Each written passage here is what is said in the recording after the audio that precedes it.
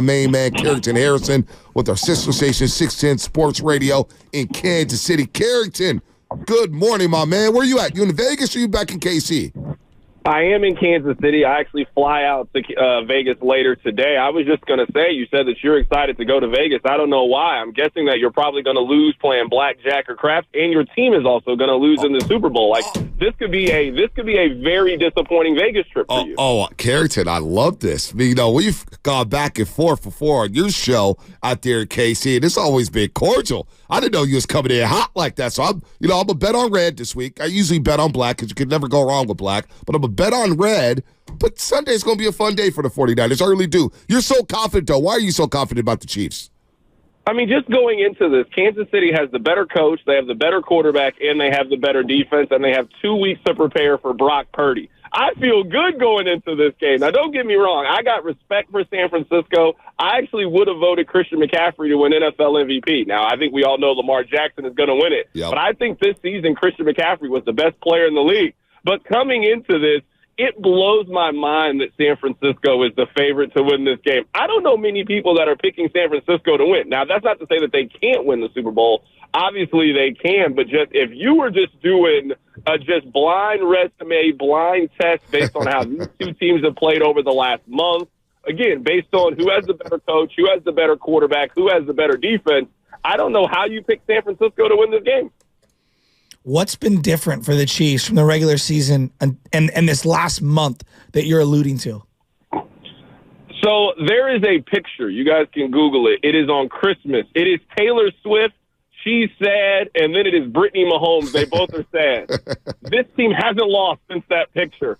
I think they are just so heartbroken that they made Taylor Swift sad that they have just started to play better football since then. But honestly, though, what's really happened with this team is they have leaned into Rashee Rice, Isaiah Pacheco, and Travis Kelce.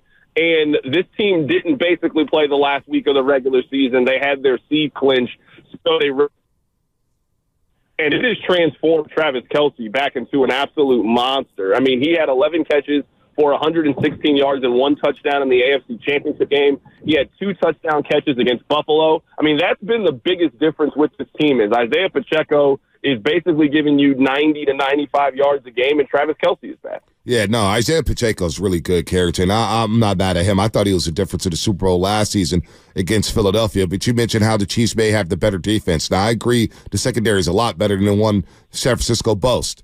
Now, this run defense, though, for KC, I see some holes there. Is that the weakness of this defense, Carrington?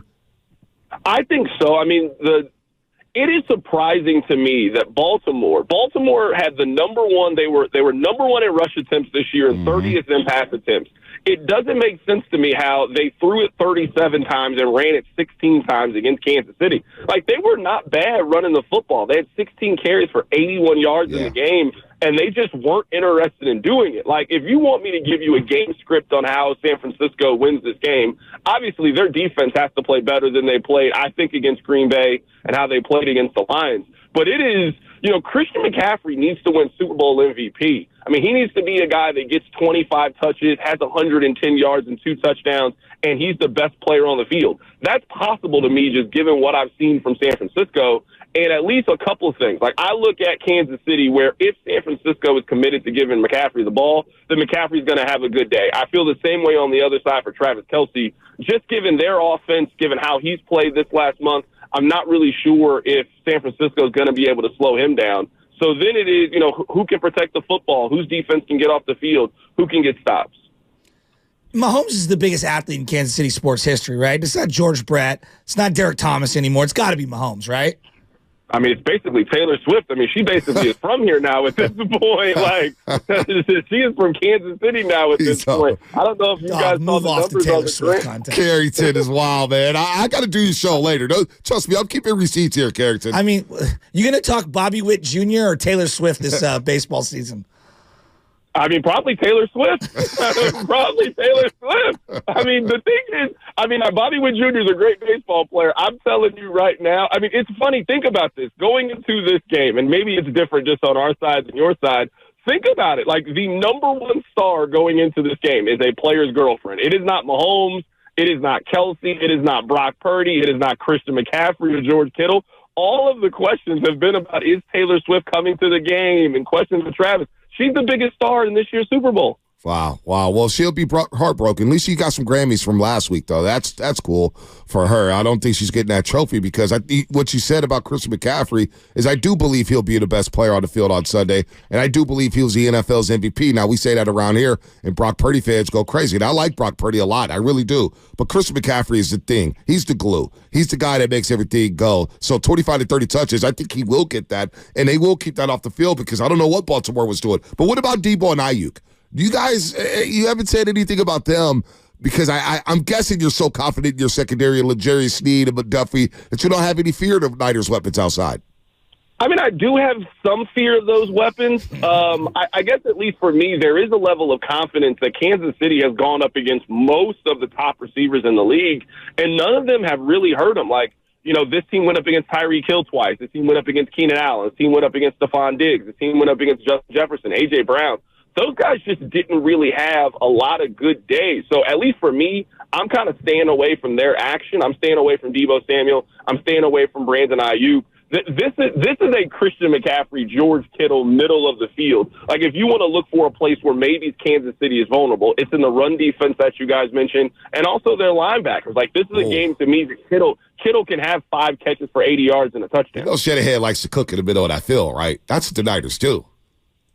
Yeah, and that makes a lot of sense. Like, I know we're having fun and we're going back and forth. Like, there are some advantages for San Francisco heading into this game. And, I mean, what's so fun about this is just football fans is, I mean, I would say over the last 18 months, these are the best 2 football teams in the world. Last year we probably should have got this matchup between these 2 teams, but, Purdy's elbow injury happened. I mean, since the Christian McCaffrey trade, San Francisco has clearly been the best regular season team in the NFL, and they basically haven't lost a playoff game when Purdy has been on the field. So, I mean, this is a really exciting, even matchup between 2 really good teams. What do you really think about Brock Purdy? It's funny. We actually talked about this on the show yesterday, and I was kind of taking some heat for it.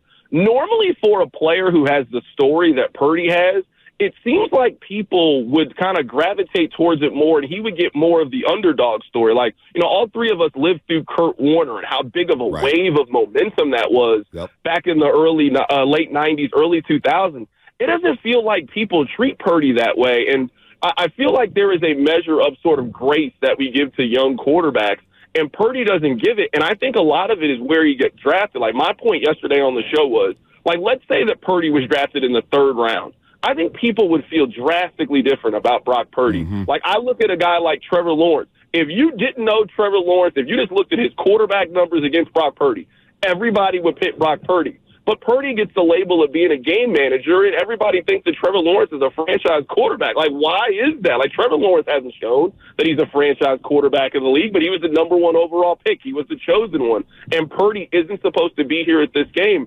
I mean, if you look at it, there hasn't been a 5th-round pick who's won a Super Bowl. The only 6th-round pick has been Brady. There's been no 7th-round pick has won a Super Bowl, and the only undrafted quarterback has been Kurt Warner. I mean, this is one of the great stories in the history of the league. I agree. Yet nobody treats Brock Purdy that way. Yeah, I think if he wins the Super Bowl, it could be one of the best stories in North American sports history. You right up there with Kurt Warner, right up there with Tom Brady being a 6th-round pick. All right, Carrington, let's get to business here. You're going to be in Vegas. I can't wait to run into you. What are we betting on this? You send a slab of ribs over. You guys got that great barbecue in Kansas City. You guys lose. You send a slab of ribs over to Shasky. He'll grill them. What do you think? Well, hold on. I mean, right now, you're telling me what I have to give you if you win. What do I get if Kansas City wins? I want something in this trade, too. I mean, you may get some clam chowder back from us, but, I mean, I don't know if you're winning. We're not going to have to send anything out to Kansas City. We're not going to have to go to the post office. Hold on, you're telling me that this trade, I would give you world-class ribs, and I get soup in return? Hey, this is a terrible trade. It is a terrible trade. We can work on it, Carrington. you got a few hours of thinking about it when I come on your show later. All right, that's cool. I can do that. All right, Carrington Sasky. He's confident, man. I like Carrington. Well, I like him a lot. He's very confident. I would be, too, if I had the greatest player on the planet. Carrington, good stuff, man. Thanks so much for the time today, brother. Hey, I appreciate you guys. Thanks a lot for having me today. Anytime. Carrington Harrison, 610 Radio in Kansas City, bringing the smoke, bringing the heat.